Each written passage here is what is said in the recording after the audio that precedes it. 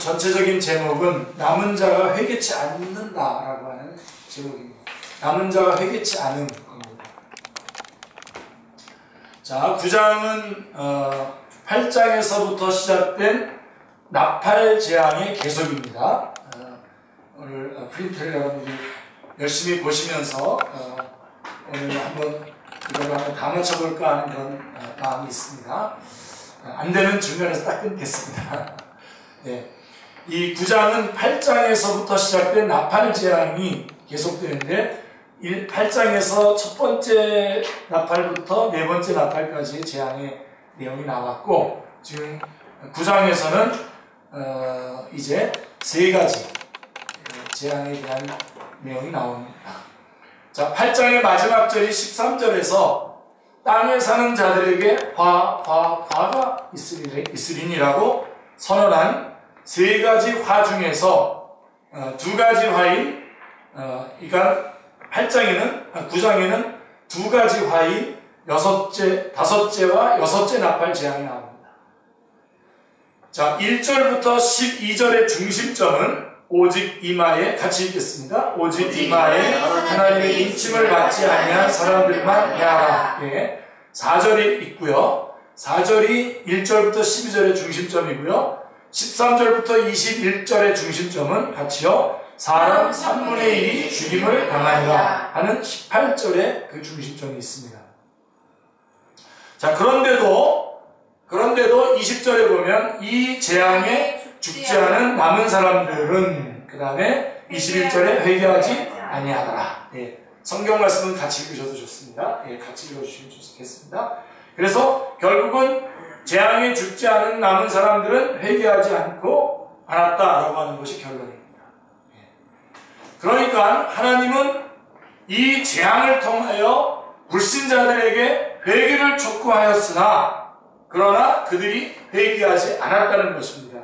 이것이 9장 전체의 대입니다. 예.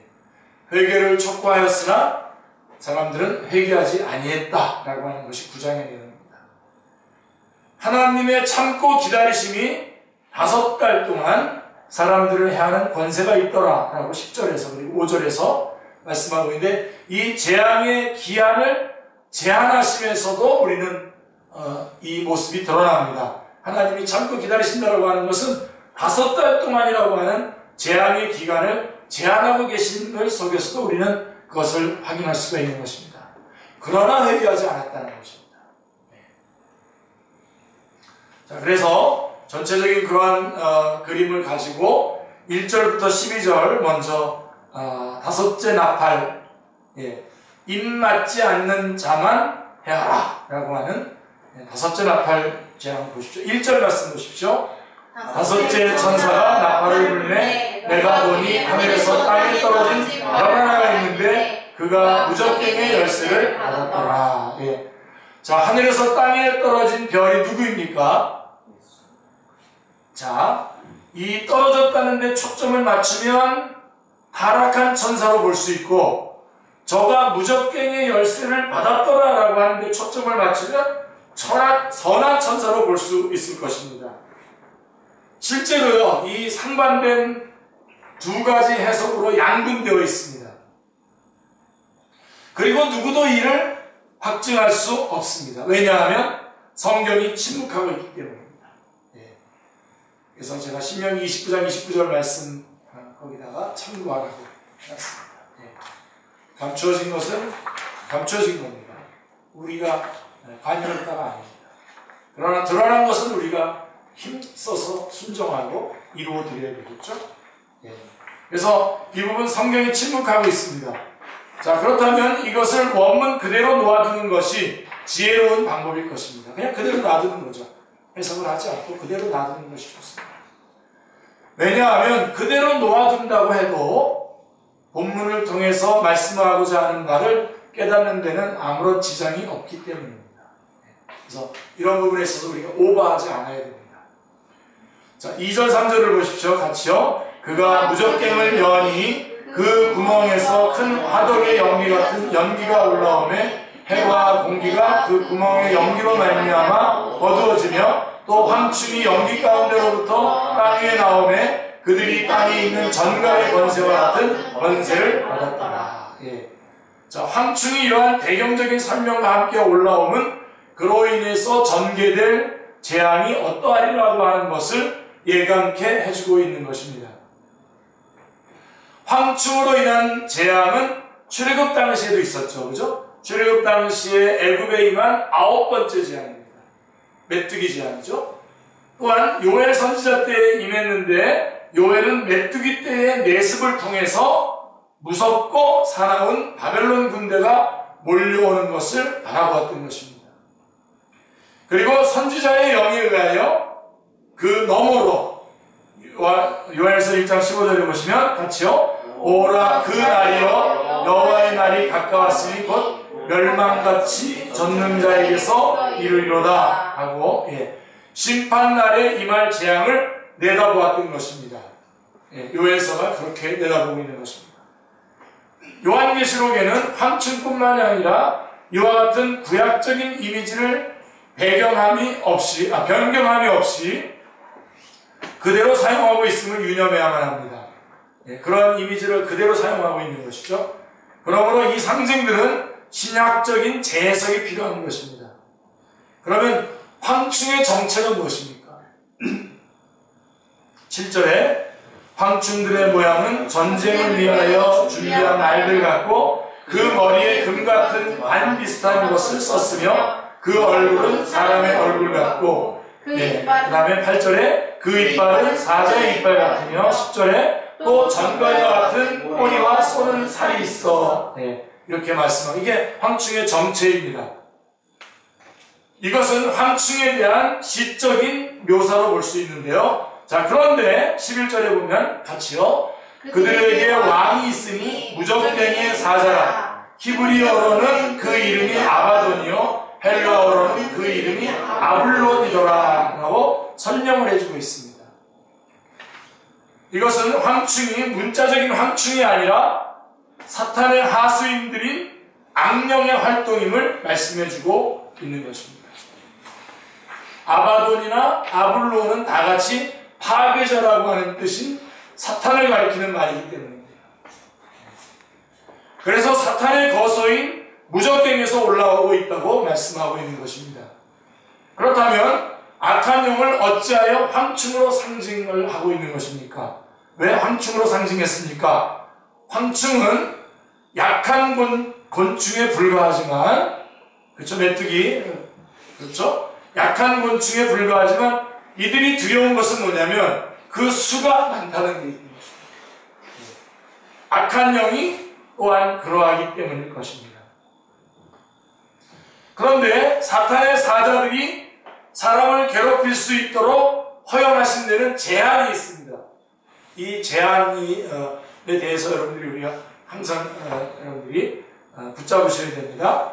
자, 첫째로 해할 대상은 오직 이마에 하나님의 인침을 받지 아니한 사람들만 해하라고 제한하고 있는 것입니다.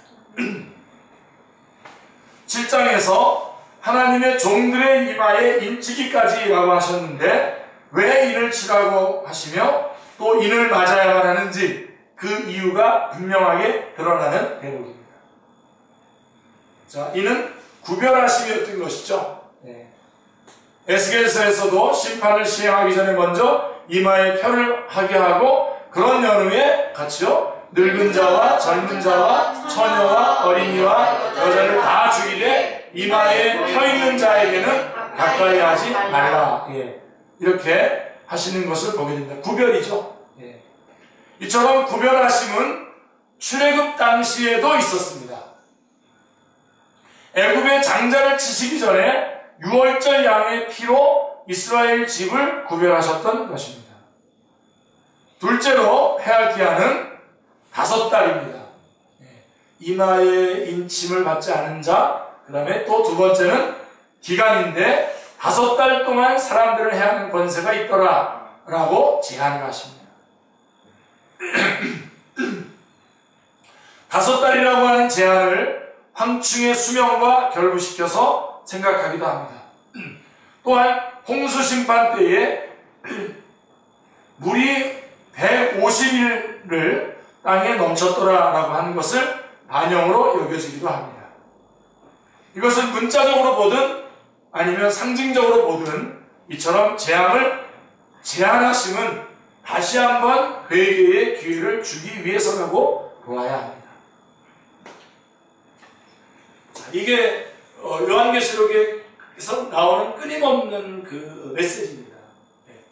이렇게 제한을 두심으로써 하나님께서 여전히 지금도 회개하고 돌아올 수 있도록 계속해서 기다리고 계시다라고 하는 말씀입니다. 그리고 이 기간 동안 교회는 무엇을 해야 되는 것인지, 우리 그리스도인들은 무엇을 해야 되는지를 계속해서 우리에게 촉구하고 있는 것입니다. 그래서 5절에도 보면 그러나 그들을 죽이지는 못하게 하시고 에서도 드러납니다. 그리하여 6절에 보시면 그날에는 사람들이 죽기를 구하여도 죽지 못하고 죽고 싶으나 죽음이 그들을 피하리로다 라고 이렇게 말씀하고 있습니다. 이것은 재앙의 목적이 죽이는 데 있는 것이 아니라 괴로움을 가하여 회개케 하려는 데에 있음을 나타내는 것입니다. 회개해야죠. 그래도 회개하지 않겠느냐 하고 회개의 촉구입니다. 회개하지 않을 때의 고통은 불신자에게만 임하는 것이 아닙니다.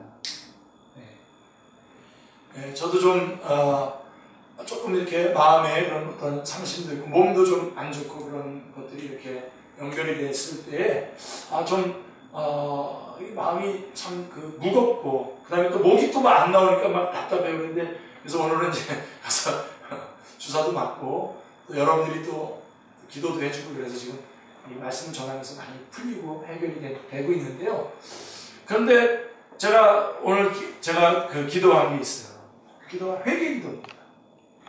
내가 정말 사람들을 정말 내가 일단은 제일 먼저 회개되는 것이 뭐냐면 내가 참 믿음이 없습니다. 하나님 용서해 주십시오.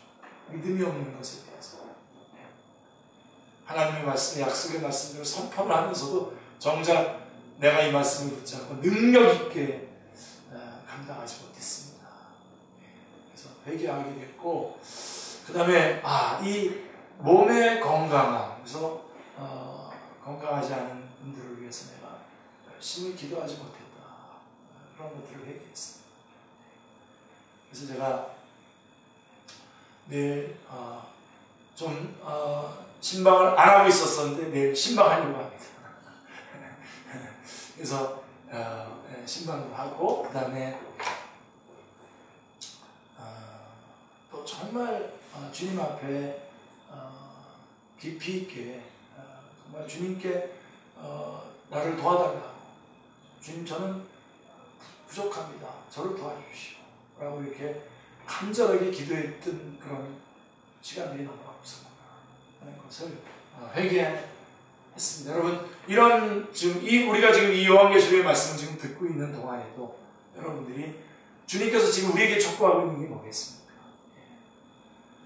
일단은 아까 먼저 말씀드렸던 것처럼 이 기간 동안에 우리가 복음을 전해야 되겠고 이 사명을 감당해야 되겠고 그 다음에 또 하나가 뭐냐면 이 기간 동안에 안 믿는 자들이 주님 앞에 돌아오는 회개의 기간이지만 우리도 하나님 앞에서 온전히 서지 못한 부분들에 대해서 회개할 때에 회개하는 그 가운데 치유의 역사가 임하는 줄 믿습니다.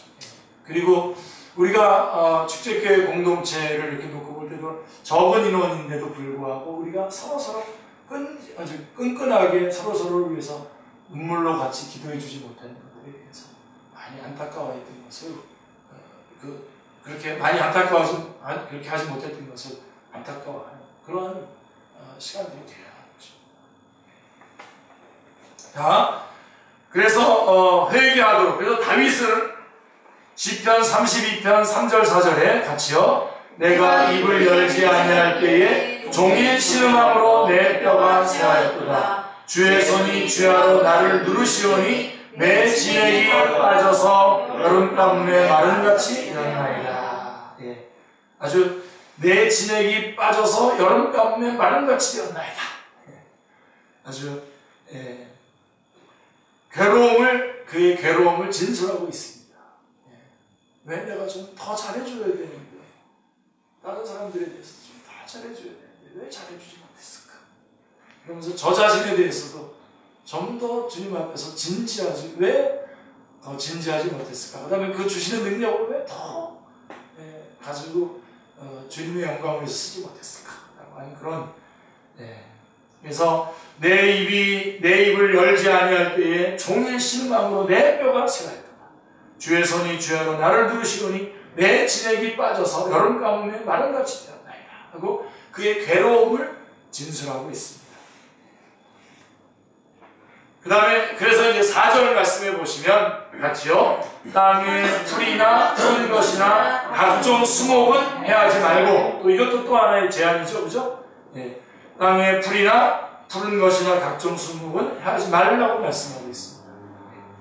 자, 출애굽 때나 요엘 선지자 때는 어땠습니까? 오히려 실제적인 황충으로서 황충의 재앙이 땅의 풀이나 푸른 것이나 각종 수목에 대한 재앙이었지 않습니까? 그런데 요한계시록에 나타난 황충 재앙은 그 해할 대상이 수목이 아니라 사람임을 나타냅니다. 다르죠? 그러므로 오직 이마에 하나님의 인침을 받지 아니한 사람들만 해하라 하고 공격 대상이 누굽니까? 불신자들임을 말씀해주고 있습니다. 그러니까 어떻게 하라고요? 불신자들 회개하라고요. 회개하고 주님을 돌아오라는 겁니다. 자, 그렇다면 황충의 쏘임을 받은 즉 악령들이 침입한 사람들은 어떤 모습이 되겠습니까? 우리는 그런 끔찍한 모습들을 매일같이 TV나 신문을 통해서 보고 듣고 있는 것입니다. 이 악령들이 불신자 속에 들어가서 조종함으로 말세의 인간상으로 나타나게 되는 것입니다. 그것이 개선되기는커녕 점점 심화되어 가다가 결국은 파국을 맞게 되는 것입니다. 이제 분명한 것은 이러한 비극적인 현상을 목도하게 되면 하나님을 찾을 법도 한데 9장 마지막이 어떻게 끝을 맺고 있는가 보십시오. 회개하지 아니하라. 이렇게 끝을 내고 있는 것입니다. 그러므로 1절부터 12절의 중심점은 하늘에서 땅에 떨어진 별이 누구고 무적갱에서 올라온 황충은 무엇이냐를 규명하는 데 있는 것이 아니라 이런 것들은 가볍게 그냥 여러분들이 그런 사실들을 확인하시는 것 정도로 확인을 하시고 그게 중심점이 아니라 하나님의 오래 참으심에 대하여 인간의 회개치 않음을 드러내는 데에 있다고 하겠습니다. 이게 1절부터 12절의 중요한 핵심 메시지입니다. 첫째와는 지나갔으나 보라 아직도 이후에 화둘이 이르려다. 그러니까 여섯 번째 나팔하고 일곱 번째 나팔이 재앙이 있음을 경고하고 있는 것입니다. 자, 그럼 13절부터 21절은 18절이 5절인데요. 자, 여섯째 나팔 사람 3분의 1이 죽임을 당함이라고 되어 있습니다. 그게 제목입니다. 자, 13절 14절을 보십시오. 여섯째 천사가 나팔을 불매 내가 들으니 하나님과 금제단 네 뿔에서 한 음성이 나서 나팔을 가진 여섯째 천사에게 말하기를 큰 강 유브라데에 결박한 네 천사를 놓아주라. 자, 여섯째 천사의 나팔 재앙, 즉 둘 번째 화는 유브라데에 결박한 네 천사를 놓아줌으로 시작이 됩니다. 자, 그런데 이 재앙이 하나님 앞 금제단 네 뿔에서 한 음성이 나서라고 하는 13절에서 그 한 음성이 나서 시행이 되게 된다는 것입니다. 그러니까 하나님 앞에 있는 금제단의 네 뿔에서 한 음성이 나서 이 재앙이 시행이 되고 있다는 것입니다. 여섯 번째 천사의 나팔재앙, 두 번째 화가 그렇게 진행되고 있다는 것입니다. 금제단이라고 하는 것은 골든 얼터라고 되어 있는데요. 향단을 가리키는 말인데 곧 기도를 상징합니다. 금제단은 향단을 가리키는 말인데 이것은 기도를 상징합니다. 기도에는 뿔로 상징된 권세가 있으며 이 재앙은 성도들의 기도응답으로 시행됨을 말씀해주고 있는 것입니다. 그러니까 이 두 번째 화, 여섯 번째 나팔재앙은, 여섯째 천사의 나팔재앙은 바로 기도의 응답으로, 성도들의 기도의 응답으로 시행되고 있음을 우리가 확인할 수 있는 것입니다. 할렐루야. 우리의 기도가 능력 있는 기도임을 여러분들이 잊지 마시기 바랍니다. 기도에 힘써 주시고 늘상 그래서 그 기도의 응답으로 하나님이 역사하십니다. 자, 그러면 유프라테는 이스라엘의 동쪽 편에 있는 강인데요, 강대국들과 인접해 있는 국경선입니다. 그래서 이거는 유브라데, 그러면 여러분들이 격전의 장소로 일컫는 대명사라고 보시면 됩니다. 그렇게 대명사로 불려졌던 곳입니다. 계속 그렇게 불려졌습니다. 그러니까 심한 어떤 전쟁의 격전지를 말할 때 유브라데라고 하는 말로 사용을 한 것입니다. 에레미야서를 보면 이스라엘을 대적한 열국을 심판하실 것을 같이요, 그날은 주 만군의 여호와께서 그의 대적에게 원수 갚는 오복이리라. 칼이 배부르게 삼키며 그들의 피를 넘치도록 마시리니 주 만군의 여호와께서 북쪽 유브라테 강가에서 희생제물을 받으실 것입니다. 에레미야 46장 10절에. 그래서 결국은 유브라테 강이 나오죠. 거기에 유브라테 강에서 심판하실 것을 에레미야 46장 10절은 말씀해주고 있습니다. 이스라엘을 대적한 열국에 대한 심판을 말씀하시면서 유브라데에서 심판하실 것을 말씀해주고 있습니다. 자, 14절은, 요한계시록 9장 14절은 그에 대한 반영이라고 할 수 있는데, 에레미야 46장 10절의 말씀의 반영이라고 할 수 있는데, 그곳에 결박 땅에 있던 네 천사를 놓아주라고 하심은 엄청난 재앙을 예고해주고 있는 것입니다. 결박하고 있었던 네 천사를 놓아주라. 그러므로 결박한 네 천사는 악한 천사라 보아야만 할 것입니다. 이 점에서 결박 땅에 있는 네 천사를 풀어주라고 하는 말씀과 20장 7절 8절에서 천년이 참에 사탄이 그 옥에서 놓여 나와서 땅의 사방 백성 곧 곡과 마곡을 미혹하고 모아 싸움을 붙이리니 라고 한 말씀과 함께 생각해 볼 필요, 이 두 말씀이 같은 말씀인 것입니다. 앞에 뒤에 있지만 같은 말씀입니다. 풀어주고 놓아주라고 하심은 그들을 결박하여 가둔 상태임을 나타내고 있는 거죠. 언제 이런 일이 일어났습니까? 이렇게 가두는 주님께서 내가 세상을 이겨노라, 즉 십자가로 승리하신 때라고 밖에는 달리 설명할 길이 없는 것입니다. 그렇게 붙잡고 있었던 거죠. 풀어주고 놓아주라고 하심은 사탄의 활동이 하나님께서 허용하시는 작전 가운데 들어있음을 나타내고 있습니다. 그러면 왜 허용하시는 것입니까? 자, 15절을 보십시오. 같이요.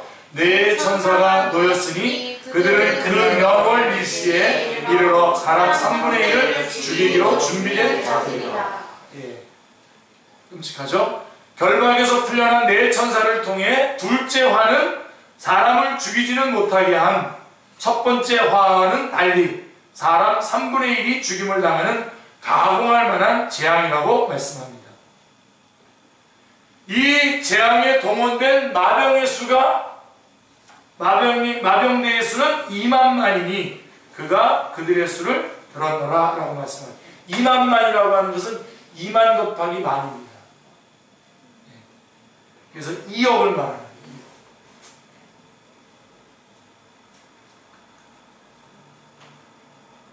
이들은 노임을 받은 네 천사가 거느린 마병대로 보이는데요. 자, 이것은 황충의 내습으로 인해 해가 어두워지는 것과 같은 엄청난 수를 가리키는 것입니다. 황충이 쫙 날아가면서 해를 가릴 정도로 그렇게 아주 새까맣게 날아오는 그런 영화도 여러분 혹시 보셨죠?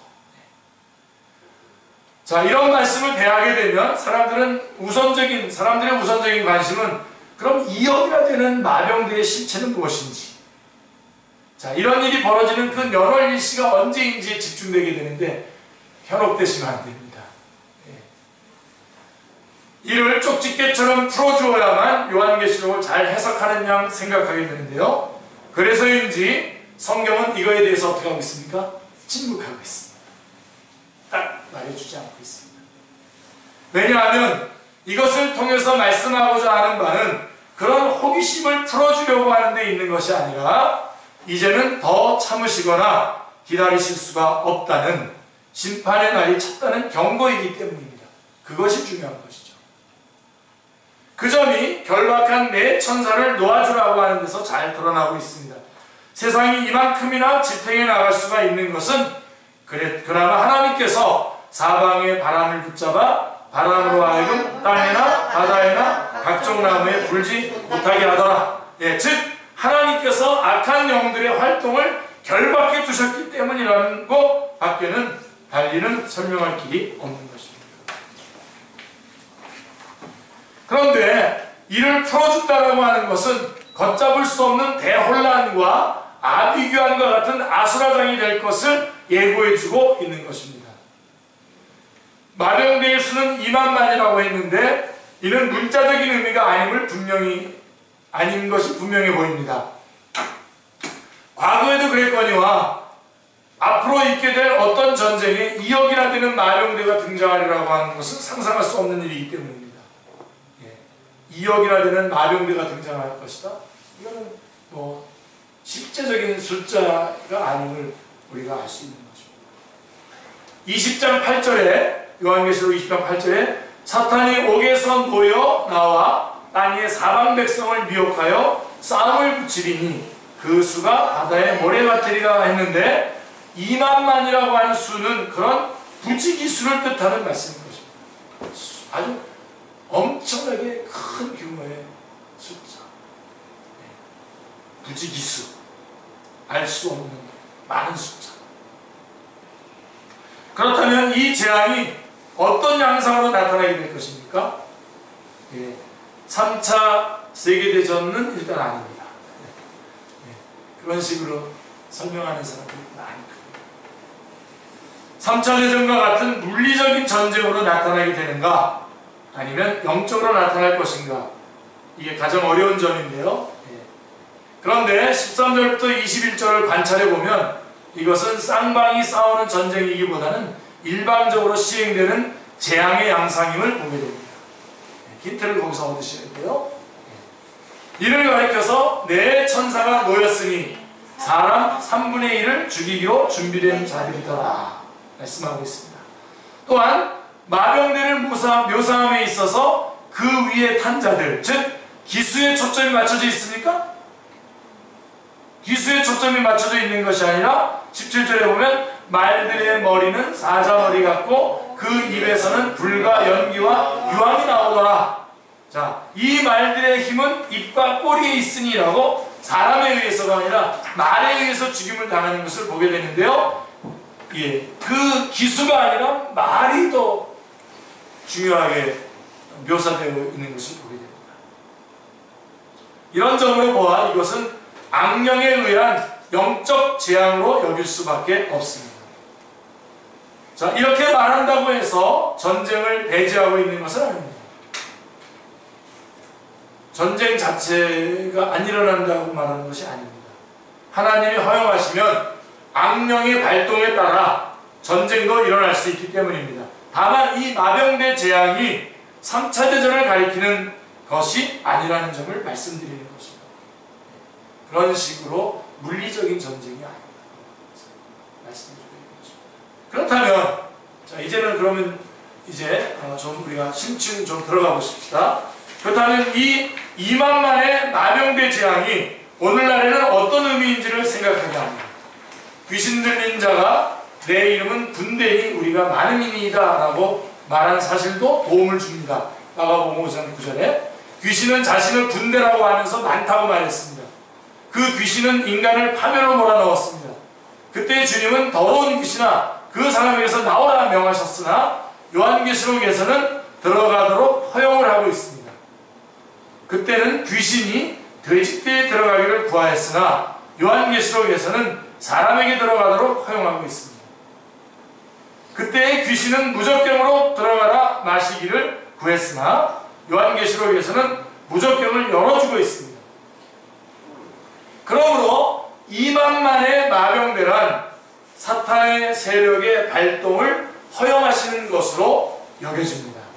이 점은 말에 대한 묘사에서도 나타나고 있는데 5째 재앙 때에 등장한 황충의 묘사와도 유사합니다.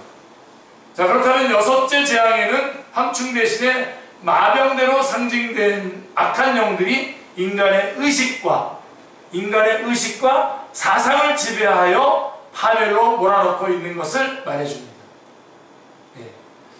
그 강도가 마병대와 황충의 대조에서 나타나듯이 비교도 되지 않을 만큼 참혹하려고 하는 것입니다.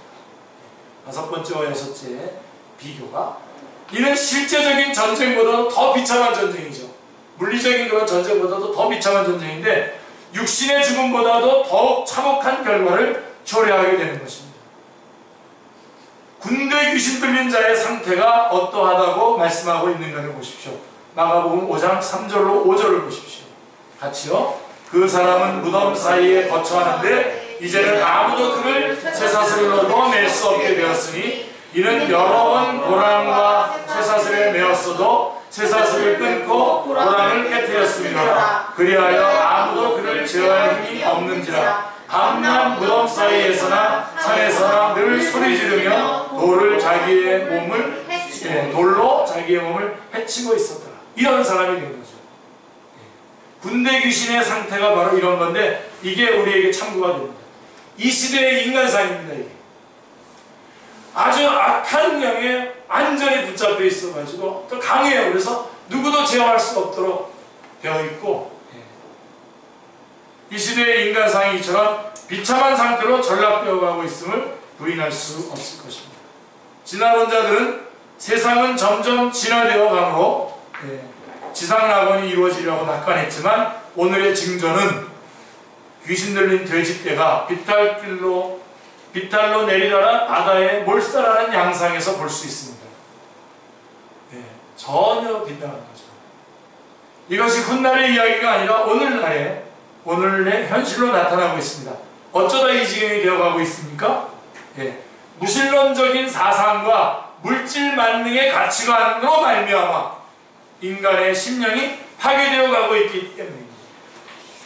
그리하여 아무도 그를 제어할 힘이 없는지라 라고 하는 상태로 되어가고 있습니다. 사도 바울은 동일한 영에 의하여 세상이 어떻게 될 것을 예언하고 있습니다. 자, 이 디모데후서 3장 1절로 3절 말씀도 1절로 5절 말씀도 그거에 대한 분명한 말씀인데요. 같이 한번 읽겠습니다. 너는 이것을 알라. 날새 고통하는 때가 이르러 사람들이 자기를 사랑하며 돈을 사랑하며 자랑하며 교만하며 비방하며 부모를 거역하며 감사하지 아니하며 거룩하지 아니하며 부정하며 원통함을 풀지 아니하며 모함하며 절제하지 못하며 사랑하며 선한 것을 좋아하지 아니하며 배신하며 조급하며 자만하며 쾌락을 사랑하기를 하나님 사랑하는 것보다 더하며 경건의 모양은 있으나 경건의 능력은 부인하니 이 같은 자들에게서 내가 돌아서라. 제가 좀 거기다 중간에 표시를 해놨죠. 말씀 속에다가 말세에 사람들이 자기를 사랑하며 돈을 사랑하며 또 쾌락 사랑하기를 하나님보다 더 사랑한다.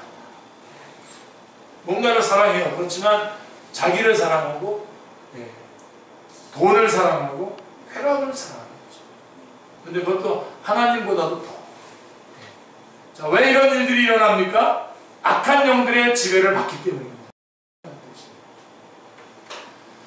아무쪼록 여러분에게 성령님이 여러분에게 충만해서 이러한 것에서부터 여러분들 승리하는 여러분들 다 되시길 바랍니다.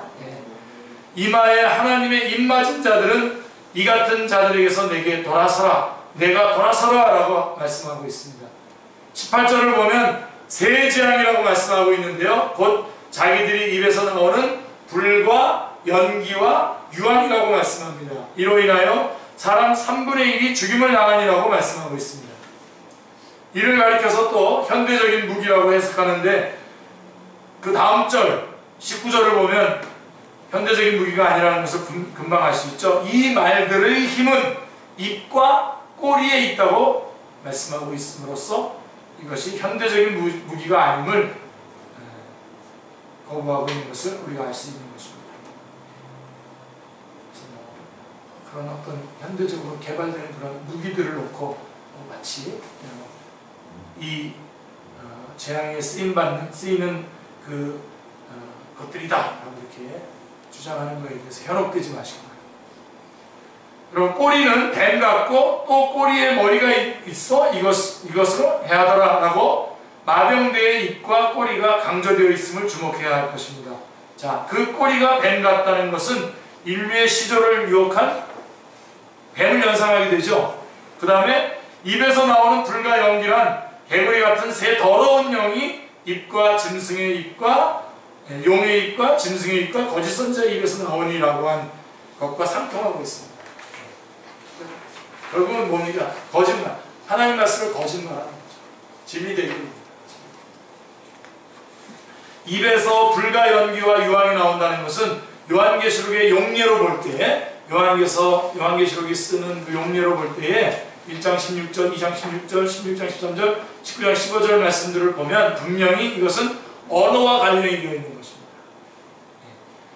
사상과 언어에 가공할 만한 위력이 있음을 각성이라고 합니다. 그래서 이 영적 전쟁은 언어의 싸움이요 사상전입니다. 이 시대에 가장 타락하고 부패하여 사탄의 불의의 무기가 된 것이 바로 사상과 언어라 해도 과언이 아닙니다. 무시무시하죠. IS 같은 거 여러분 보십시오. 그런데 한번 확 휘둘리면 무시무시합니다. 교회는 이에 대해서 너무나 무방비 상태인 것도 사실입니다. 여러분 질문을 한번 해보겠습니다. 여러분들, 창조론은 과학입니까? 실학입니까? 자, 그렇다면 진화론은 과학입니까? 실학입니까? 진화론을 우리 학생들이 뭐라고 대답할 것 같습니까? 과학이라고 말하는 사람이 많습니다. 진화론. 만일 과학이라고 말한다면 그것은 성경을 부인하고 있는 것입니다. 자신도 모르는 사이에 무신론의 사상에 의식가 된 것입니다. 진화론은 과학이 아닙니다. 과학으로 증명된 것이 아닙니다. 아멘 하셔야 됩니다. 천지 만물이 무에서 어떻게 생길 수 있는가를 증명하지 못하고 있습니다. 성경은 말씀합니다. 히브리서 11장 3절에 말씀하고 있죠. 같이요. 믿음으로 모든 세계가 하나님의 말씀으로 지어진 줄을 우리가 아나니 보이는 것은 나타난 것으로 말미암아 된 것이 아닙니다. 보이는 것은 나타난 것으로 말미암아 된 것이 아니라고 하는 말씀이 무슨 뜻입니까? 보이는 것, 즉 해와 달과 지구 등이 분명히 존재하는데 이것들이 어떤 나타난 것, 즉 사람이나 짐승이나 이런 나타난 것에 의해 되어진 것이 아니라는 뜻입니다. 다시 말하면 볼 수 없는 존재, 즉 창조주 하나님에 의하여 지어진 줄을 우리가 아나니라고 하는 결론에 도달하게 된다는 것입니다. 그러므로 사도 바울은 로마서 1장 20절에서 장세로부터 그의 보이지 아니하는 것들 곧 그의 영원하신 능력과 신성이 그가 만드신 만물에 분명히 보여 알려졌나니 라고 말씀하고 있습니다. 진화론이란 불의로 진리를 막는 사탄의 신화일 뿐입니다. 아멘입니다. 영적 전쟁에 있어서도 사상전에 패배하게 되면 승산이 없는 것입니다. 자, 우리 청소년들이 입과 꼬리에서 나오는 힘에 의하여 사탄의 사상에 의식화되어 가고 있음을 우리는 깨달아야만 합니다. 우리가 이 교회가 우리들이 이때에 어떻게 해야 됩니까? 자, 18장에는 요한계시록 18장에는 바벨론의 멸망이 나오는데요. 그 세속도시에서 어떤 일이 벌어지냐면요. 그 세속도시에서 거래되는 품목이에요. 이런 것이 있어요. 종들과 사람의 영혼들이라. 영혼들. 종들과 사람의 영혼들이 매매되고 있어요. 끔찍한 상품들이 있습니다. 종들이 노예를 가리키는 것이라면 사람의 영혼들이란 무엇을 가리키는 것이겠습니까? 이것이 자기들의 입에서 나오는 불과 연기와 유황으로 말미암아 사람 3분의 1이 죽임을 당하니라 라고 하는 말과 관련이 있는 것으로 여겨집니다. 15절 같이요. 내 천사가 놓였으니 그들은 그 연월 일시에 이르러 사람 3분의 1을 죽이기로 준비된 자들이더라. 예. 이제 우리 연월 일시에 대해서 한번 생각해 보겠습니다. 그날은 이미 지나간 것입니까? 아니면 앞으로 오고 있는 것입니까? 예. 다들 앞으로 오고 있다고 말할 것입니다. 그렇죠? 그렇다면 한번 생각해 보십시오. 자, 사도 요한이 요한계시록을 기록한 지 지금 몇 년 됐습니까? 2000년이 지났습니다.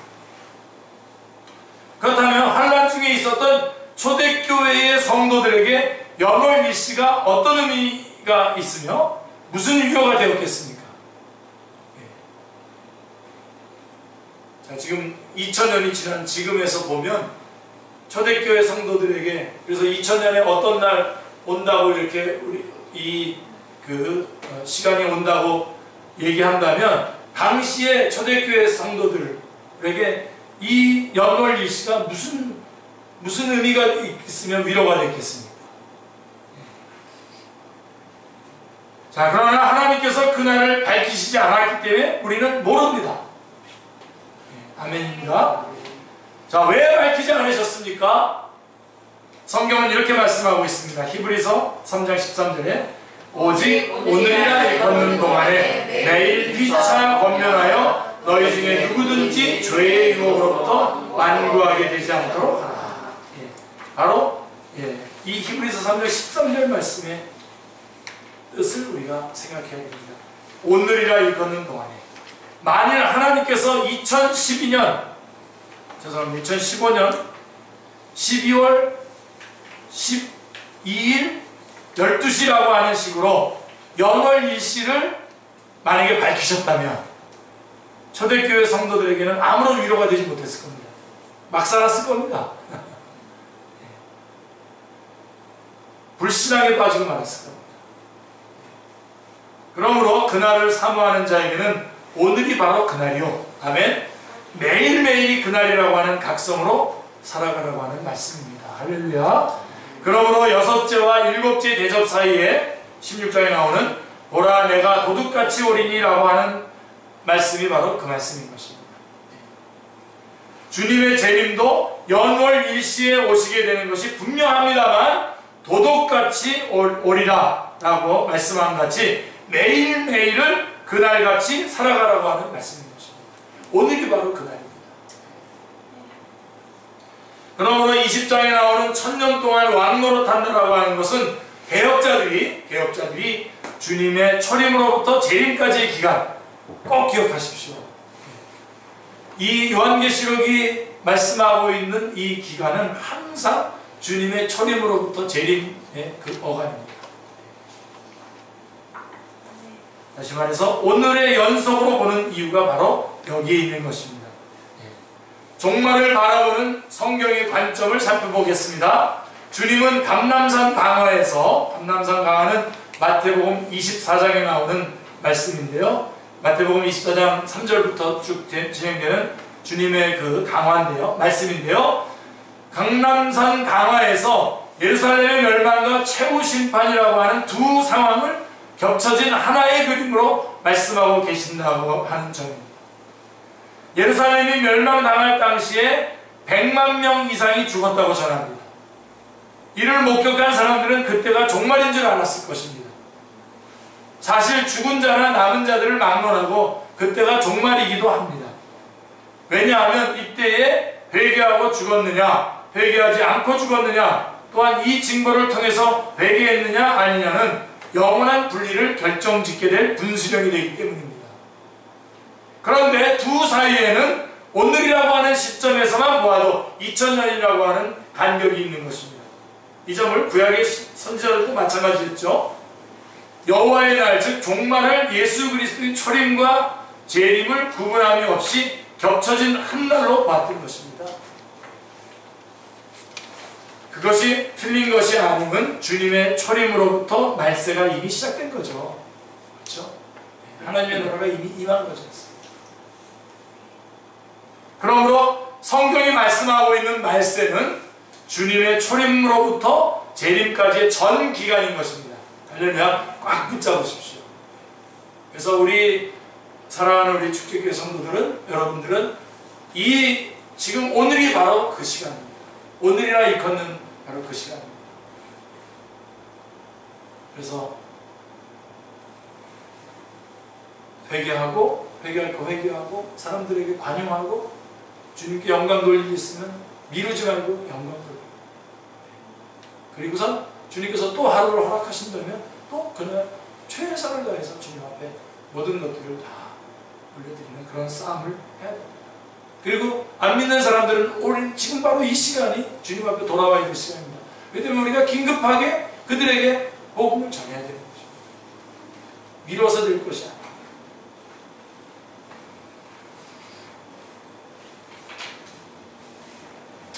그래서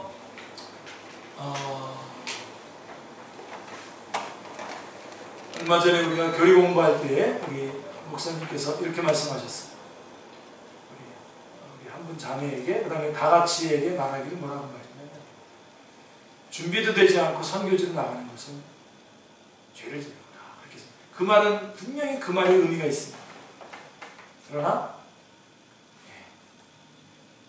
긴급합니다. 그것도